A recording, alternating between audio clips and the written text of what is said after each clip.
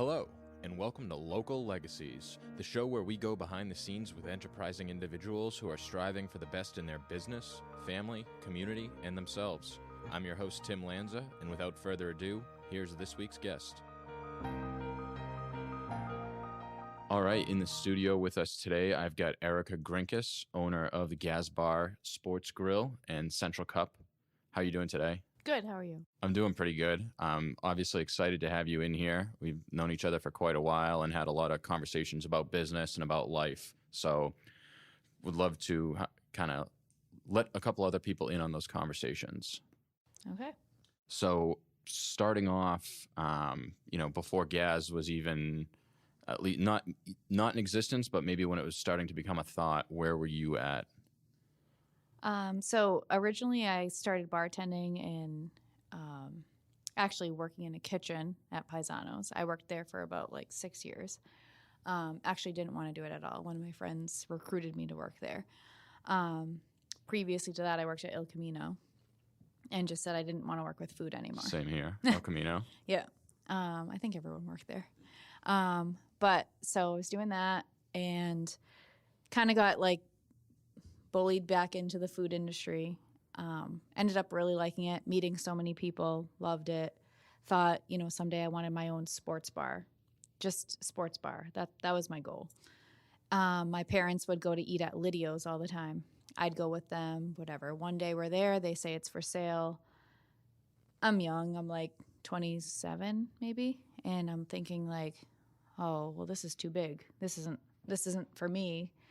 But, thinking let's just talk. So we talked to the owners, my dad, we have a meeting together and figure out that maybe this could be a possibility. So we kind of ended up, I guess, originally thinking, oh, we'll just keep it the same. We don't have the money really right now, so we'll just keep it an Italian restaurant until we get enough money to do really what I want to do.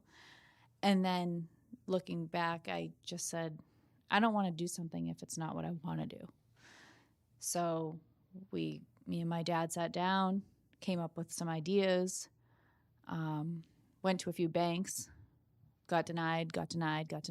Nobody wants to give a 27-year-old money, especially for a restaurant. So in the end, my father ended up loaning me the money, in which I did pay him back. I'm still paying him back, probably will be paying him back for a while. But thankfully, loaned me the money to do what I wanted to do. Now, it wasn't butterflies and rainbows. I didn't get to do everything I wanted. We did all the renovations ourselves. Me and my mom rented sanders. We had painted. We did whatever we could ourselves. And then now here we are today. Okay. So, I guess talk a little bit. You touched on going to banks. What was that like? It was laughable, honestly. Everyone said that too. They were restaurant? No, nobody's going to talk to you. No one's even going to entertain the thought of loaning you money, especially your age and especially the risk in the restaurant business, because apparently a ton of them fail. Within the first, they said you need 3 to 5 years experience in the industry before they'll even think about giving you money. And they're talking ownership, obviously, experience as an owner of a restaurant. Yeah, or some kind of money buildup or however, but it's the number one failed business, I think, or what they basically portrayed. Say it's too much of a risk for them to take on because they think they'll lose, basically. Well, and you've had obviously a lot of success, and I think we can talk about some of the things that contributed to that. But if you look around at restaurants, especially with everything that just happened with COVID, restaurants tend to come and go quickly. They do. And I'm very fortunate for that not happening to me, but I feel that it didn't because we remained consistent. We did the whole thing. Whatever they told us we could do, we did it. We didn't ask questions. We just did what they said within the regulations that were given and never, I guess, looked back, even though it was, a huge risk. Should we do takeout every day? Should we not do it on Mondays? Should we do it, 3 days a week? Should we do it till 9? Should we do it till 8? We just went balls to the walls and hope for the best. And it fortunately worked out for us. Right. And I think you started, okay, so you've got some experience working in a sports bar. Going from that to opening your own sports bar, how much in retrospect did you really know? Like, how much were you really prepared for? Oh, I wasn't prepared. And that's the honest truth. Paisanos is a smaller place, maybe like 26 people capacity. Gasbarro is 146, and that's just what this paper says. Like that doesn't say how many people are in there at a given time. So originally thought, oh, we need one server and one bartender. We'll be fine. No. Also, oh, every other table, you just take that table, you take this table. Didn't work like that. Like once we figured out a system, like sections, like you have tables 5 through 10, you have tables, whatever, 10 through 20, much better. Right. And you like you were just talking about COVID and not knowing, how do you know, should we stay open until then? You just kind of start doing it. Right. And you figure out, and as you start to figure it out, you put the systems and processes in place, and then you're able to scale. Yeah. And, I never really believed in the keep doing it to like the consistency factor and see if it works. And actually somebody that kind of made me try that is Matt Majikis, because he wanted me to do trivia for a very long time, and I was very against it. And I was like, no, I don't want to do trivia here. No one's going to come, like the whole 9 yards. And then he said, let's just try it for, 3 months. And I said, okay, fine. So we tried it for 3 months. We had like some people, not a ton. We tried it for a year, and it's one of our busiest nights now. And currently it's on a Monday, and now Monday is one of our busiest nights. And so you just have to stick with something, and people know about it. They come back. People are creatures of habit, and I'm not. Like, I don't think I'm actually a creature of habit, because I like to change things up, but it seems like the majority of people like the same thing all the time, and that's good for us. Well, and I think that you've got consistency with your food, consistency of quality of service, but you also change your offerings. You make improvements to the property, or to the inside of the building and the outside as well. You've got the patio out back. Maybe you're not being a creature of habit is what allows that, like, those slight changes to happen while everyone's kind of like running the show for you, as far as on a day-to-day. Yeah, totally. And it's like big for me, because like I come from a family that would always entertain. People were always at our house. We were always putting on parties. And like certain factors were important. Like, are the appetizer is out? Is the food out? Is the napkins? Is the this, that, whatever, the other thing? And that portrays into the business. Like, we're essentially entertaining every day. We want guests to come in. We want them to feel comfortable. We want them to feel like they're, important. What would you like? Can I get you something? And like, it basically, my family life turned into my current life. And I feel like that's very important. And, even in home, it was like, oh, this table is getting old. We need a new one, or we need this, like, because you got to keep it fresh. Like, new people are coming over. We want it to look nice. We want people to have fun here. We don't want them to leave, right? And like, those things are important to me, even at home when we have guests over. Like, I want it to be an enjoyable, relaxing time, which is the same thing I like to portray in my business. And over time, you've built a regular customer base that basically feels like a family. I think to the people that work there, they're there multiple times a week. My family is there multiple times a week, both my brother and I working, and my parents going in, as well as other people.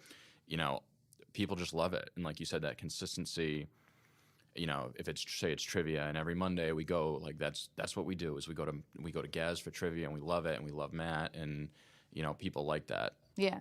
And that's just I feel like that's something that sticks out. And not saying that other people don't have their little thing either, but that's what we, I guess, thrive on. Like, that's what I want us to be known for, is that like personal relationship. Like, oh, I want to go see that server. I want to go see that bartender. I want to go to the trivia night because I like the host. Like, I like building relationships, and I like how it's sustainable. Right. And now it would be easy to look now, as it usually is, once time has gone by, and say like, oh, wow, everything's great there. Like, this is so awesome.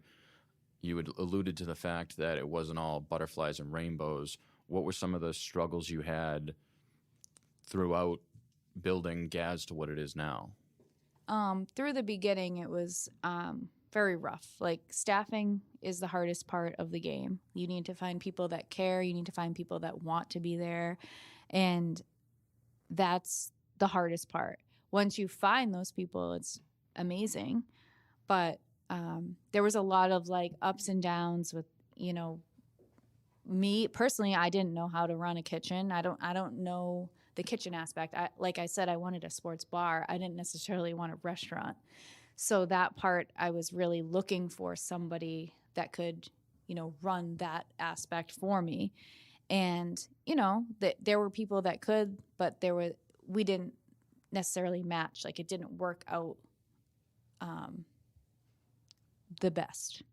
And now, it's like funny because you're almost at the point of like, I can't do this anymore. I haven't found like the match and you get so stressed out because it's not like the business closes. So it's not like you have a day to like reflect. It's like, it's still operating the next day, and you still have to find out like, what am I going to do today? Like, is anyone going to be there? Are we going to find this person? And then, everything somehow like finds its way, and everything happens for a reason. You find the right person, you click, things start working. And I'm so thankful because I found somebody that cares as much as I do, somebody that cares sometimes more than I do. And it's amazing. Like, I honestly don't know how long I would do it if it wasn't for finding the right people. And those people have been not only on the kitchen side, but also on the bar and restaurant side. Yes. So like you said, you didn't know the kitchen. You obviously knew the bar, but you're not bartending right now. So how were you able to move away from that? In the beginning, I tried to work all the jobs. I worked in the kitchen. I still to this day offer to help in the kitchen. They say no, but I do offer. But I tried to learn every job, and I did every job. I even had my husband like bar backing on some shifts. I just said we need to like know everything because you never know what's going to happen. In the front of the house is just as important as the back of the house because we're the face. Like, that's who they see first. And those people are super important too. And the same thing, like finding those people, essentially every one of those people is the face for me. And I'm also blessed, like very blessed with that. A lot of the people have been there since day one and are hardcore, like wonderful people. They don't care. Like if they say something that hurts my feelings or like, they're just giving me feedback, but that's what I need, like, because that's how we get better, and like they see something and maybe they don't want to bring it to my attention because they feel like, oh, it's uncomfortable or I don't want to make her upset. But those are the things that help us. Those are the things that make us better.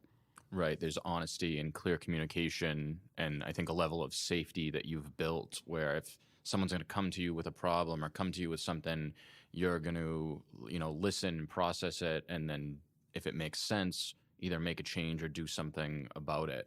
Right. With the people you have working there, what have you done? They're extremely, extremely loyal to you. Why is that? I think there's been a lot of, well, for one, they've always been loyal to me. And in the same sense, I've always been that person to be there for them. And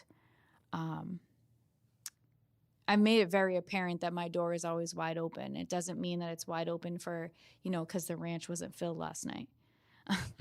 It's like, it's open because I care about you. Like, if you have something going on, please come talk to me. Like, let me help you figure it out. Let me be the ear. Let me be your advice if I can be. Like, if it's something I can help you with, I'm here for you.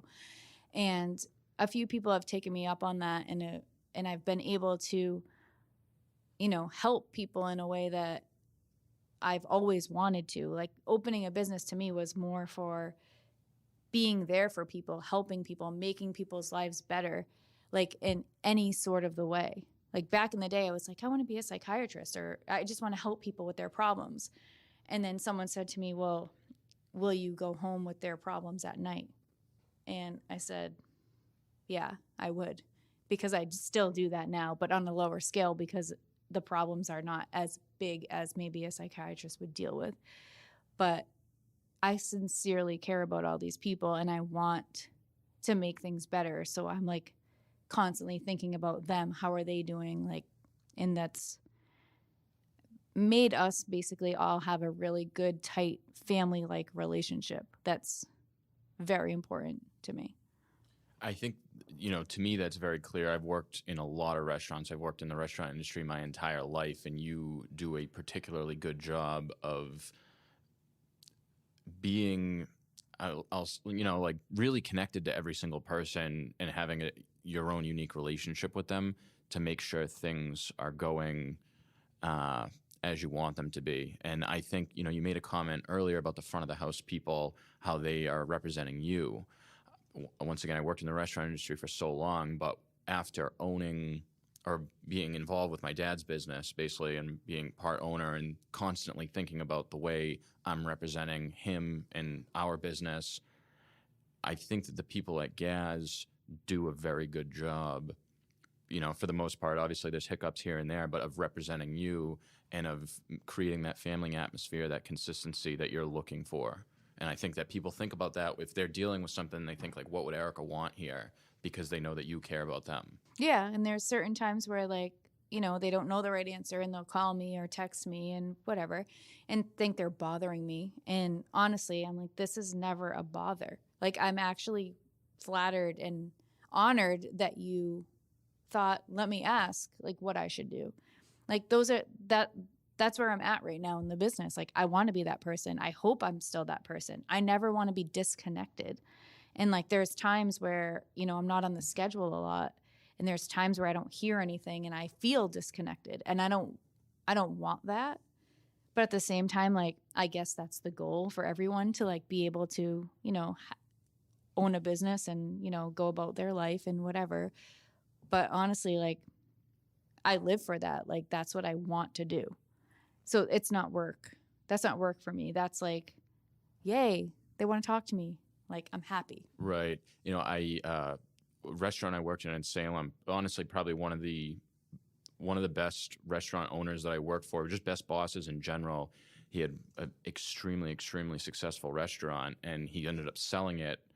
I don't want to say when it was in the height, but because it continued to grow. But he said he walked in one day and there was two people working. He didn't know who they were, and he was like, "This isn't what I want," And he sold it. Ended up opening a smaller restaurant, built that up, sold it, opened a smaller restaurant now that he just reopened. So I think that your ability to stay directly connected with people creates like a richer experience for everyone involved. Yeah, COVID kind of like ruined that for me a little bit because I wasn't there as much. Like, having kids that weren't in school for some of the time was a little bit different schedule.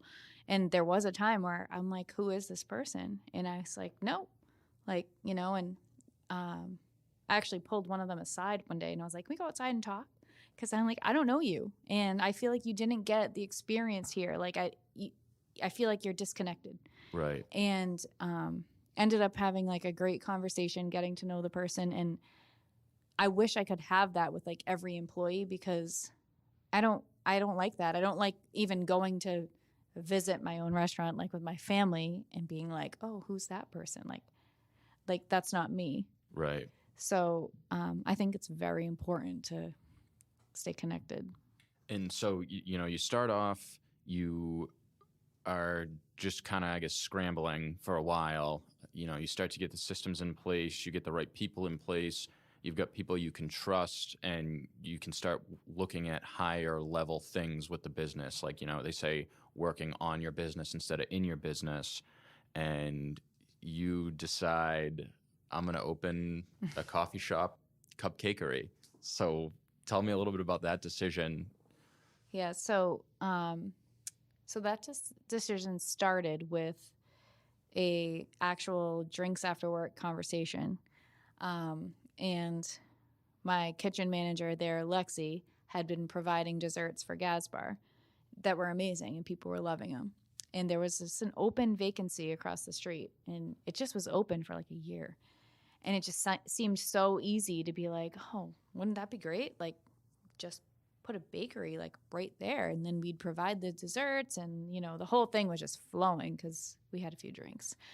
And so I pitched the idea to the landlord, who also same landlord as Gasbar, loves the idea, literally is like, let's open it tomorrow. Whoa, calm down. But okay, we took the fast trade on that and we did it. And I don't know. Lexi basically handles mostly everything over there right now. I mean, I work there a few times a week, but for the most part, that business just kind of developed from, an idea to we can do this. I'm not gonna lie, I didn't put I didn't put many numbers down. I just thought like, this is a great idea. Let's do it. And, it did struggle for a little bit. Like, I took a lot of money out of my current business to try to get this one started. But where we're at now is like such a good place. And like people say, like 3 to 5 years, we're going on the 3rd year almost.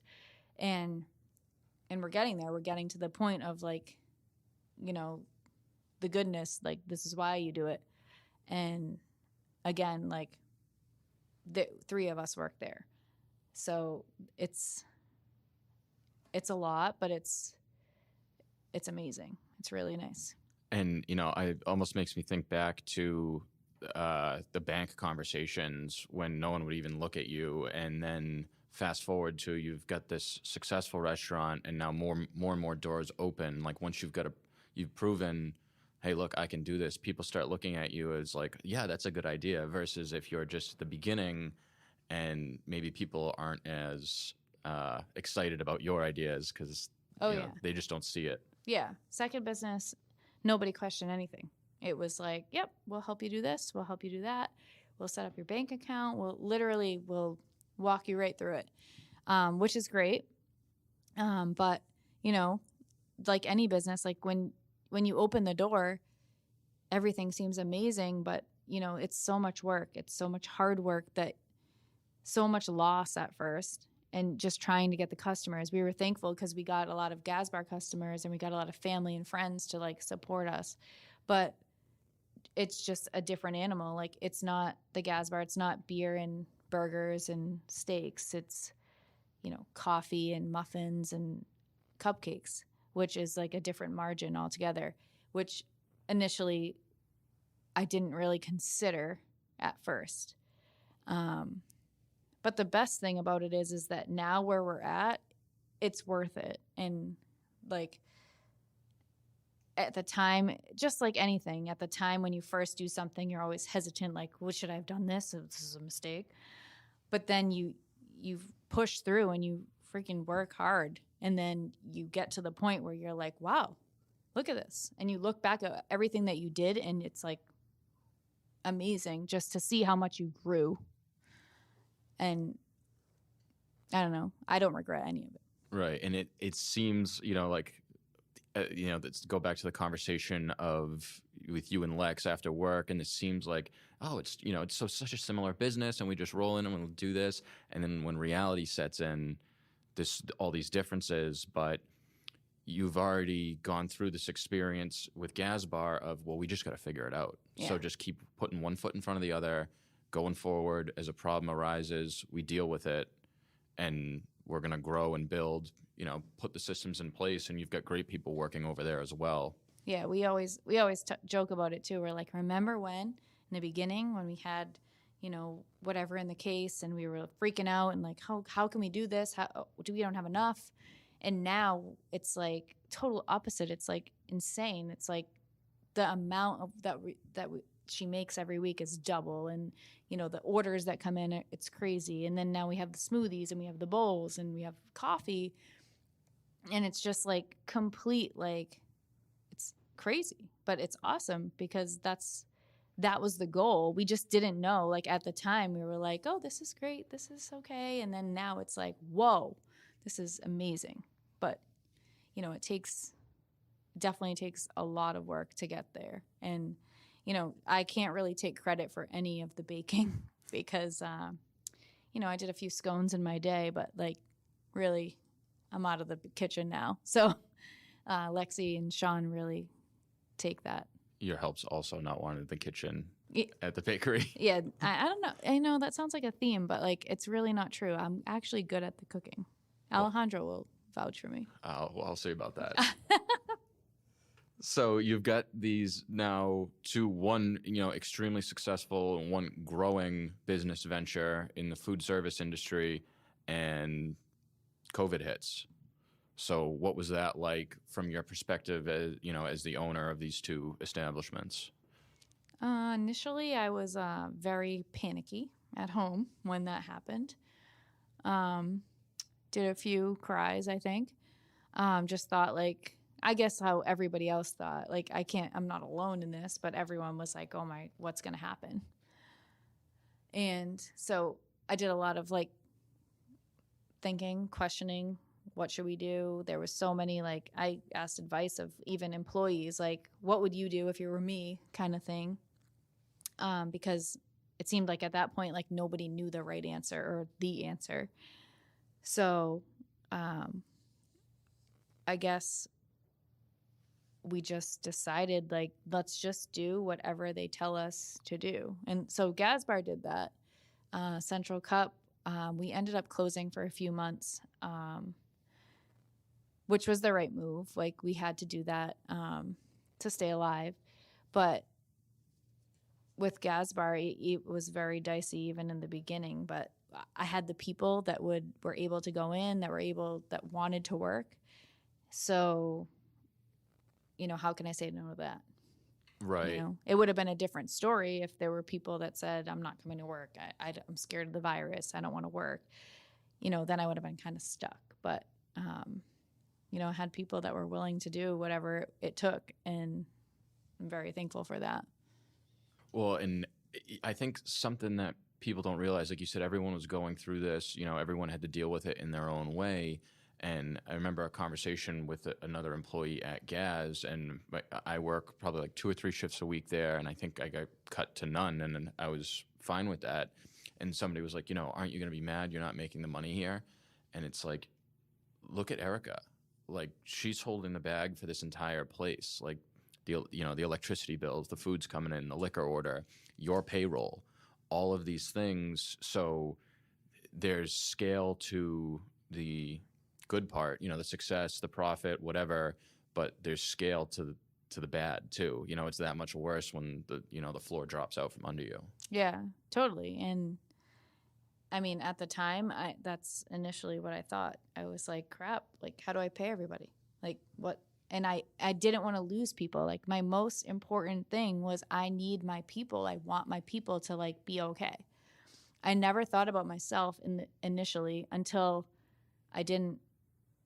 I had no money either, and was like, crap, like, you know, luckily my husband owns a business, and, you know, that also took a hit too.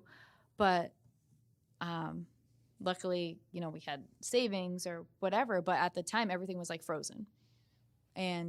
But the only thing I cared about was, like, I don't want to lose my people, and I don't want them to feel like they're out of everything. You know, and, you know, so there was some situations where I called employees and I said, you know, you should collect, go apply. And, you know, the funny thing is they were like, is that going to, you know, mess you up? I'm like, no, that's not going to mess me up. I want you to be okay. Like, I want you guys to make it through this. And well, and I don't want to cut you off, but I just want to say, like, on the backside of that, based on a conversation you and I had, you know, I'm sure that your other employees don't know this, but you're saying how they're worried about messing you up. And a conversation that you and I had when we were trying to figure out, you know, loans and whatever we could get, grants or anything. And I said, well, how will you pay people when I think it was like originally 8 weeks for the PPP loan or whatever? How will you pay people? And you just said, well, I'll just pay them out of my savings. I'll have to take the money out. And that was like without a question. So that kind of just shows where you're thinking on your side and where they're thinking on their side because of the relationship you have with them. Yeah, exactly. So during COVID, like as you mentioned, you were definitely on the more strict side of things. I think some other restaurants were a little bit looser. I think there was a lot of anger, or some people would come in, I guess, who would, oh, we just ate at such and such a restaurant and they didn't make us follow this rule. But what is that like from your side of things when it's your business and you're really the one taking the risk? I mean, we made an agreement in the beginning to just follow all the rules, and we were very strict. But I don't regret that. I also got a lot of wrath from customers because of it. I mean, day one, I actually forgot to tell a family to put their mask on. And another customer wrote a review right away on Google saying that we need to get our crap together because we don't know what we're doing. And it was like at that moment where I was like, okay, you know what? I just sat a family because they forgot their mask. It was day one of wearing a mask because, one, we need the money. Two, I think they understand. They just didn't get it. And, we didn't have enough masks at the time to provide them one. But that's when the next day I ordered a bunch of masks and said, okay, you don't have a mask. It's $1 for a mask. But like things like that, like just signaled to me like, wow, this business could go down the tubes if we do one thing wrong. Somebody will review this or somebody will make our social media go down. So let's just do it right because more people will follow the rules. And doing that, I feel like at the end of it helped us. But through it was pretty rough. There was a lot of nasty things that were said from some customers. And, the real thing is that we didn't make the rules. We were told to follow them. And so we were doing our part by following what the state had told us to do. And I feel like we did an excellent job at doing that. And I think, like you said, looking at it, you think it was the right decision, based on some other conversations you and I have had, numbers-wise, if you look at COVID as a whole, it was not as, obviously you took a hit, but I think you hung on pretty good, basically. And I think a lot of people went to the restaurant instead of other places because they felt safer, because they felt more comfortable. So, it was rough during the time, but looking back, numbers-wise, obviously people chose. Yeah. And with that, we got a lot of positive reviews too. And we got a lot of people that said, wow, you guys, are doing a great job. Thank you for following all the protocol. And like, that was huge too. But most importantly for us is like, we want to keep the customer safe, but we want to keep ourselves safe too. And that's the most important. And, for the most part, we had a very healthy staff during the time. We had a lot of, I guess, healthy customers, but we had a lot of supportive customers and we gained a lot of customers from this. And I feel like because we did, word of mouth is everything. So if somebody went there and had a positive experience and felt safe there, they're probably going to tell their friends they felt safe there. They're going to tell their friends. And I feel like that only helped us, do better. Most definitely. And, going back, you said, your dad gave you a loan for the money. People look at that, I think, and there's like, oh, must be nice. But your dad was a very successful businessman. He built up his business and ended up selling it and was obviously in a fortunate enough position to do that. But what else did he give you that I think in some ways are probably as important or more important than that? My dad owned a business for like many years, but started from the bottom. He worked for my grandfather, and he worked pretty much like every day of his life, even when I was, when he was about to retire. If he was supposed to work Monday through Friday, he was there Monday through Friday, and he was there at 7:30 a.m. every day. But he developed relationships with everybody, just like with employees, with vendors, with other customers, everybody. Everybody loves him. He has like a heart of gold. He's personable, and he's just like a fun time. Everybody wants to be around him because he's fun and he's happy and he's always excited to see you. And I guess like growing up, I always like, I just wanted to do that. I wanted to be that person. And even back in the day, I was like, I want to take over your business. And he owned a machine shop and he thought it was laughable. Like, no, you don't want to do that. And I said, yeah, I do. I will learn what to do. Like, I see how like happy or like it made you and how you grew. And I want to do that. And I guess the end story is he said, I want to help you do whatever you want to do. You don't want to run a machine shop. And now I look back and he was right, because what I'm doing now, I love. I don't consider it work. I love everything about it. You know, there is some nights where you're pulling your hair out, but I wake up the next day still wanting to go back. Like, it's not a job where I ever want to leave.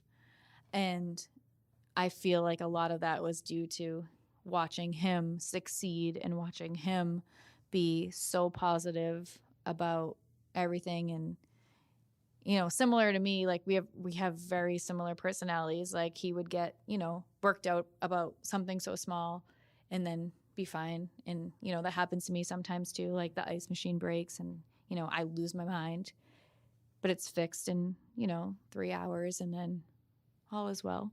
And similarly, we have a lot of the same characteristics, but I really wouldn't have known anything close to that without watching him like go through the motions and be that person. And I really owe a lot to him because, you know, he was, I don't know, he's just like a great person to talk to. His employees still he's retired. His employees that he had still call him. They ask him to go to lunch. They meet up with him at Gasbarro, which is great for me. But they still have connections and relationships with him. And like, that's my end goal too. Like, I'm not just doing this for, you know, like, this is my 5 to 10 year plan. This is my life. Like, I want to have connections with these people. I want to know where you end up. I want to know, you know, I want you to come back and be like, hey, you know, I just opened my own business and I want to be proud of you. Like, that's my goal. And I think he probably gave you, you know, being a child, also a child of a business owner, it gives you an insight of that path to like, I could actually do this. Like, I see my dad doing this, and not just the good parts. Like, when it's your dad, you see it all. So it's not this like, you see someone else who owns a business who's successful and you're like, I want to be like them. And then you find out like, maybe I don't. Maybe I don't want to be the one who can't sleep at 3 a.m. because something's going on, or I'm thinking of this, or I'm worried about this, and all the stress and all the everything that goes with it, the financial risk. You get the backside of it, as did I. And, you know, my dad tried to push me away from that as basically hard as he possibly could. Mm-hmm. And, you know, here I am back doing it. But I knew what I was getting into. And it just, you know, I consider myself very fortunate to have that same role model and saying like, you know, I can do this. And business can be very complicated, or people make it complicated, but it's like really very simple. It's like, if you take good care of people, you provide a good product or service, you know, people are going to take good care of you. Yeah. And, you know, it's also like you watch it happen and it's almost like a internal challenge to yourself. Like, I want to do this. Like, I can do this. And you almost want to, you prove it to yourself, but you want to prove it to them too. Like watch me go. And it's like the best feeling in the world when it works. And it's like, you know, like, people come into Gasbarro and they think my dad owns it. Like, oh, Mike does this. And, you know, and he'll tell you to your face, like, I never worked here ever. You know, he did work in the beginning. He helped us paint the walls, you know, but like, if I didn't care, I wouldn't be here. Like, I put the work in. I'm up all night thinking about, you know, so many things that you don't want to hear, but like, a lot goes into it. But I wouldn't want it any other way. I wouldn't want to work for anybody else. And it's great. I feel like it's great. And I I owe a lot to him and my mom too. I don't want to leave her out. But she was a great supporter through the whole thing too. And she was a great supporter of my dad too, and just, was basically lived her whole life with him going through his struggle of owning a business, and now leads to me, leads to my brother, and being a rock for we're everyone. all a little crazy. Yeah, but we all go back to mom all the time, and thank God for her. Yeah. And now you obviously, you just mentioned it, you're kind of surrounded by entrepreneurs, your father, yourself, your brother. I don't know if you want to mention his business. Yeah, he opened a big, it's like a kind of sports bar in Charlotte, North Carolina. It's probably double the size of Gasbarro. Enormous, but literally packs the place. Very, very successful. Really proud of him. And it's really cool to be his mentor through it too, because I've been there now. So we talk a lot on, all the questions that nobody would even know if I mentioned them right now. They'd be like, what are you talking about? But we talk often about stuff, and I don't know, it's a really cool feeling to be like, oh, this happened to me before, do this or try this, or, and his concept's a little different. So a lot of times he's like, that's not for me. That's, but even if it's not your concept, you can take bits and pieces from something someone says and apply it to your situation. And sometimes things will get better. And I feel like that's happened a lot. And I'm just really proud to be, I'm proud of him, because where he's at is a lot. There's a lot more people than here. He didn't have the regular base. He didn't have the, Jimmy and Johnny and, their siblings and their brother, sister that knows your dad, mom, and you. They don't have the connections down there, but they still are thriving. So it's good.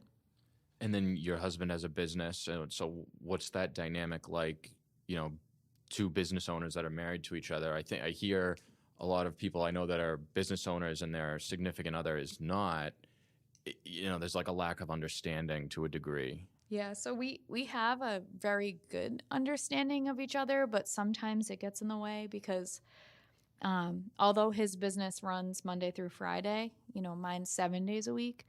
So sometimes it gets a little aggravating, when something comes up on a weekend and we're trying to do something.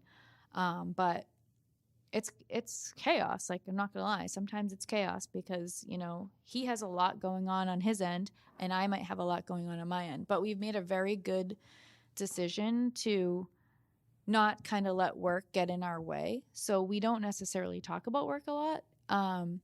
We might do it on our own time. We don't do it in front of our kids. We kind of just, here and there, because it's very hard to get a word in when you have toddlers. They like to talk over you. So a lot of times we kind of miss out on maybe a major thing that might be happening in one of our businesses, but we catch up on it when we have time. I actually am proud of us for how we handle it, but if you were an outsider looking in, you would probably be like, wow, what is happening here? Because a lot goes on, but I feel we manage it very well. And some days I don't know how we do it. I look back and I'm like, I don't really remember what just happened yesterday, but wow. But we made it and we're good. And, besides managing your marriage, your relationship with him, you've got two lovely children. So you're also parents to boot on top of that. That must be a lot. Yeah, that actually is the hardest job of all of them. Being a parent is definitely the hardest thing. You don't want to tell your kid the wrong thing. You don't want to teach them. You don't know how to teach them, but it's definitely the most difficult job I've ever had. But I accept the challenge just like any other thing. And it's really cool to watch because my daughter sees me and she wants to be me already. I'm going to work at the Gasbarro, Mom. And you know what? I'm going to be a baker when I get older, and I'm going to work at the Central Cup, and that's cool to see. It's cool that they see the whole concept, oh, I can do this, or I want to do this. They don't get that they have a lot of years before that happens, but still it's instilled in their brain, like they want to work there, they want to go there. Just like you saw your dad. Yeah. And I guess that's a cool thing. Like that's what you want to do, right? You want to show them the way. I think there's something honestly very, very special about that. Obviously, I've got my own bias from my families, but I really do think that that's very important. Now, you've utilized your business in other ways too. Want to talk maybe a little bit about the 5K, how that got started and how it grew? So we started a Gasbarro 5K when we first opened, mostly in honor of my aunt, Marianne. She actually was a manager at Gasbarro for about 1 or 2 years. She had a battle with breast cancer. She beat it, and she's been clear for, I don't know, like 7 years now, maybe more. But we used to do the Susan G. Komen 3-day walk in honor. And honestly, like nothing against that, but we used to wonder, like, where did all the money go? Because we raised a lot of money. And so looking back at it, we're like, why don't we do something internal, like citywide, so we can get everyone we know involved? Because doing the 3-day is a lot. Like you're camping, you need to raise at least like, I don't even know, it's like $2,000 or even more to just walk. Like they don't let you walk unless you raise the money. And we didn't think that was fair to everyone because, other people have advantages on raising money versus others. So when I opened Gasbarro, we were like, perfect. We could actually do our own walk. We could do our own race. We could, So we started doing that at first with a company. And then we found this place called the Healing Garden out of, I'm going to forget, but it's towards Boston, Acton. And they actually are a nonprofit.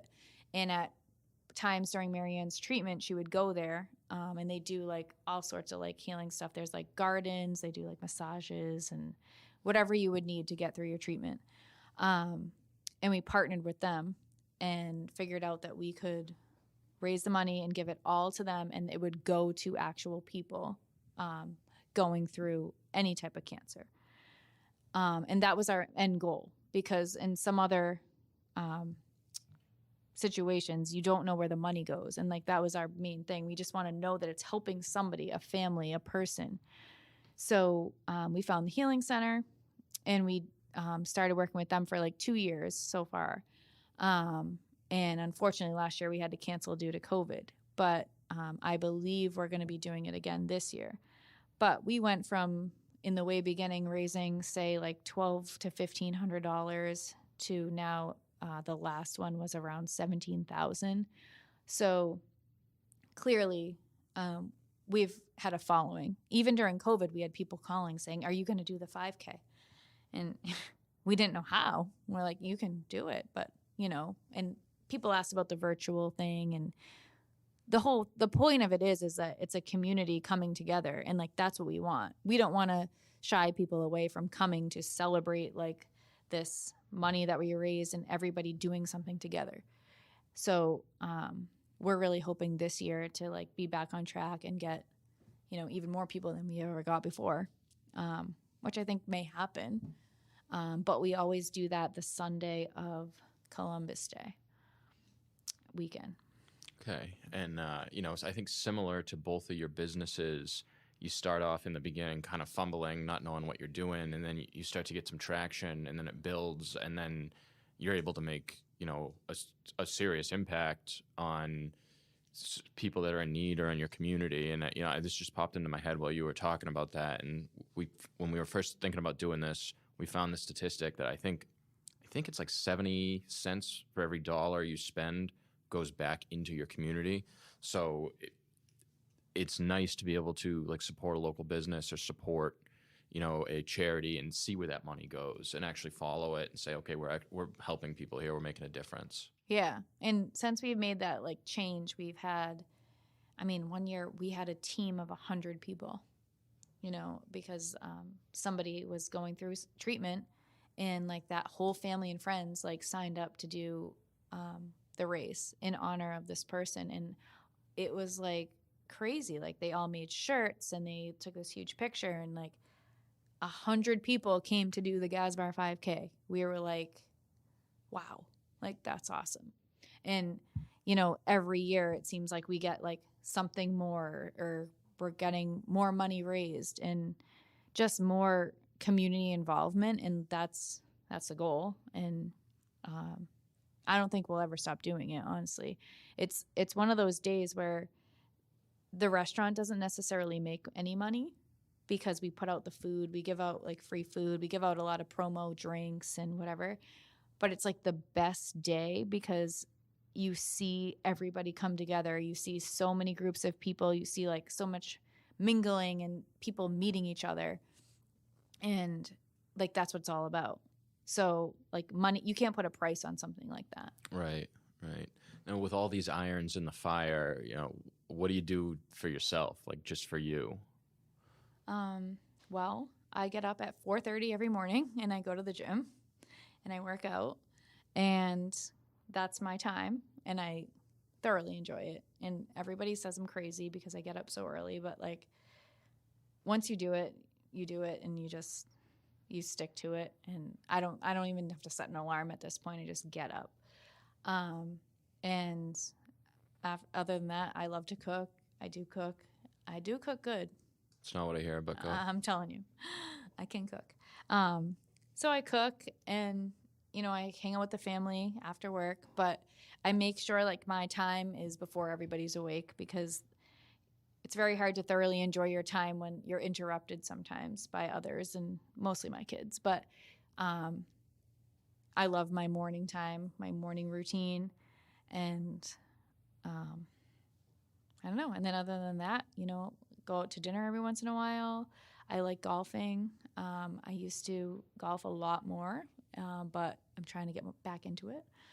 I enjoy it though. And I don't know. I love activities. So. Yeah. Now, when you're saying you go out to dinner, when you go to another restaurant, like how does your position, I guess, in the restaurant industry, your experience, how does that like affect your experience at other places? Do you look at it as like, this is competition, or how do you kind of view that, especially locally? Oh, yeah. No, I never look at it as competition. I feel like everybody in this town is like we're shared business. We're not competition. Like we want more business in the area. We want everyone to be busy. The more people here, the more busy we all are, the more money we all make. I feel like, looking at it as competition only hurts us. And I enjoy going to other places only just because it gives you a little break, or to see what other people are doing. Not necessarily meaning like, oh, I'm going to steal that idea, but like everybody has their own thing.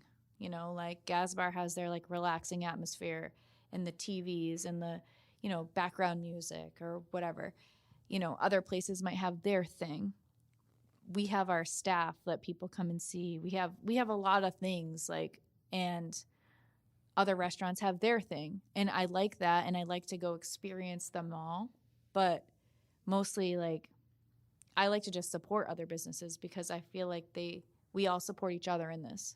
And if we don't, then I guess we have a problem. But I believe that we all should support one another. And I see that a lot. I see a lot of other business owners locally, like they come into Gasbarro, or, we see each other out and everyone's friendly with each other. Or, hey, we're out of wraps. Do you have wraps we can borrow? Do you have this we can borrow? And that's awesome. I love that. Without that, what would we do? We're, some things you can only get from a distributor. And, oh, we ran out of Coors Light. Can we borrow a case? Can we get 2 cases? And then we'll, and that's awesome that we can all do that and work with one another on that. And I think that that's hugely important to, stay successful. Definitely a community, caring for other people and helping everyone, a rising tide lifts all ships. With everything you've got going on, the success that you've had, if you look at maybe someone who's starting out their journey or in the middle of it and is a little bit lost, what are some things that you do in your own life, or something actionable that somebody else could do, to help get them to the next level? I think that I just encourage everybody to just do it. Take the step, but find, if money's an issue, find investors, or, set out a plan. Maybe if you can't, start up a shop right away, then, do something online, like do something to get yourself out there. Like life's too short. Take the chance, take the risk. The worst that can happen is you fail, but not that you fail, it's that you would never know if you didn't try. And I think more people are too scared to take the jump than they would be if they were actually in it. Yeah, it's scary. Yeah, there's times where it sucks, but the end result is that you're working for yourself. You're doing this for you. You're doing this for your family, your well-being, your livelihood. And like that's what you want. And just you have to put the work in. And I think that everybody should do it. Like I don't think anybody should delay the process. Like do it now. Do it while you're young. You have the energy now. You have not much holding you back. And most people will say, well, I don't have the money. But you can find the money. Anyone can find the money. It's just how bad do you want it? Right. Yeah. Well, I think honestly that's a perfect place to leave it. So yeah, this was great. Thank you so much for coming in and chatting with me. I appreciate it. And I can't wait to get this out there for everyone else to listen to. Thank you. Awesome. Thanks, Erica. Thank you for tuning in with us. We do this to share the stories of some of the incredible individuals in your community. All we ask in return is if you found value from this episode, please share it with someone else who may also gain value from the show. Please feel free to rate or review the show. Your feedback helps us give you more of what you want. Until next time, I'm Tim Lanza, and this was another Local Legacy.